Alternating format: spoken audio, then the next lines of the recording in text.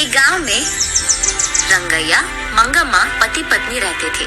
उनका एक सुंदर बेटी भी थी। 2 साल से सूखे के कारण कुएं के पानी सारे सूख जाते हैं और गर्मी की मौसम होने के कारण उसका खेत भी सूख जाता है। उसके सारे पैसे वो खेत में और खेती में गवा देने के कारण उदास होकर रंगैया मंगम्मा से ऐसे कहता है, मंगा, भगवान भला हमसे ऐसे क्यों खेल रहा है।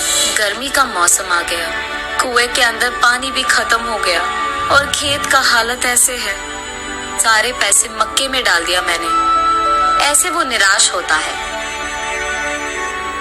इतने में उसकी बेटी लक्ष्मी आकर पापा ऐसे कहते हुए हंसते हुए प्यारी सी नन्ही सी उसकी बेटी अपने पापा से गले लगाती है। अपनी प्यारी बेटी को देखते ही रंगैया के चेहरे पे मुस्कान आ जाती है। वो उसके सारे दुख भूल जाता है। रंगैया को अपनी बेटी से बढ़कर इस दुनिया में और कुछ नहीं है, लेकिन वो हर वक्त सोचते रहता है कि उसकी बेटी को वो भला ऊंची पढ़ाई कैसे करवाएगा। तब बेटी अपने पापा से, क्या हुआ पापा, आप ऐसे क्यों हो, ऐसे पूछती है। कुछ नहीं बेटा, हमारे खेत में उग रहे मक्के हमारे हाथ नहीं आएंगे, इसी का डर है। कुएं का पानी भी तो सूख गया। ऐसे कहते हुए वो खेत की ओर दुख से देखता है। तब उसकी बेटी लक्ष्मी, पापा हमें कुछ नहीं होगा, जो भी होगा अच्छा ही होगा, ऐसे वो अपनी प्यारी बातों से कहती है। कैसे बेटा, गर्मी का मौसम तांडव कर रहा है, बारिश के मौसम आने के लिए बहुत वक्त है, ऐसे कहते हुए दुखी होता है। एक बार अगर आप कुएं में झांक लोगे तो आपको पता चलेगा ना कि पानी है कि नहीं, ऐसे कहते हुए वो अपनी पापा का हाथ पकड़कर उन्हें उस तरफ ले जाती है। पानी नहीं है बेटा, ऐसे कहते हुए वो ऊपर उठता है। आप कुएं में तो झांको पापा, ऐसे कहती है लक्ष्मी। कहाँ बेटा, ऐसे कहते हुए वो कुएं में झांकता है। कुआं पूरा सूखा रहता है। ये लो पापा, ऐसे कहते हुए वो उसके ग्लास में मौजूद पानी को कुएं में डालती है। बस अचानक कुएं में पूरा पानी भर जाता है। ये देख रंगैया की खुशी की कोई सीमा नहीं होती है। वो उसकी बेटी को उठाकर, तुम मेरी बेटी नहीं हो, इस घर की महालक्ष्मी हो, ऐसे उसकी तारीफ करता है। ऐसे वो उसके खेत में पानी डालकर अपनी खेत को बचाता है। लेकिन उसी समय गांव के कोई भी कुएं में पानी नहीं रहता है और क्योंकि ये बात इधर उधर फैल चुकी है, गांव वाले सारे उसी कुएं के पास आकर पानी लेते थे। ये देख उस गांव का घमंडी जमींदार वहां आकर, क्यों रंगैया, क्या हो रहा है यहाँ? मेरे कुएं से पानी निकालकर तुम सारे गांव वाले ऐसे कैसे उसका इस्तेमाल कर रहे हो?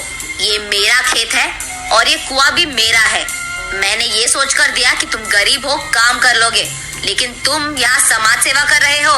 ऐसे ही देखता रह जाऊंगा तो ये खेत भी तुम्हारा कह दोगे तुम, ऐसे गुस्से में उससे बात करता है। तब रंगैया, साहब मैं ऐसे थोड़ी करूंगा, हमारे पूर्वजों से यही हम काम कर रहे हैं।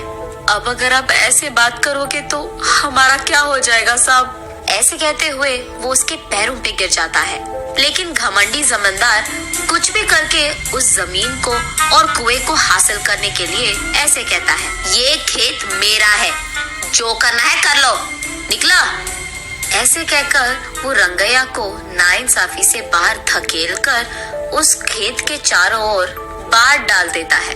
उसके कुछ समय बाद गांव वाले सारे सूखे को भुगत रहे होते हैं। सारे कुएं सूख जाते हैं और सिर्फ रंगैया के कुएं में पानी रहने के कारण गांव वाले पीने के पानी के लिए जमींदार के पास जाकर ऐसे कहते हैं, साहब पीने के लिए पानी ना होने के कारण प्रजा मुश्किलों में है।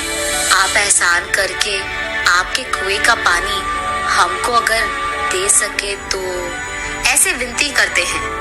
क्या पानी चाहिए? पानी तुम्हारे पूर्वजों की कुआं है कि तुम ऐसे पानी मांग रहे हो? पानी नहीं दूंगा, निकला। ऐसे उन लोगों को भी धकेल देता है। एक घूंट पानी दिला दीजिए साहब, हम यहाँ मर रहे हैं, ऐसे कहते हुए प्रजा उनसे विनती करती है। तब जमींदार उनके मुसीबत का फायदा उठाता है। ठीक है, पानी दूंगा, लेकिन ऐसे ही नहीं। मटके का दाम 10 रुपए करके दो, तब दूंगा पानी।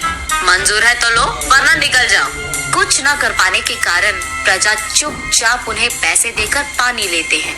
घमंडी जमींदार जब पानी के लिए उसके मटके को कुएं के अंदर डालता है, अचानक एक ही झटके में सारा पानी सूख जाता है।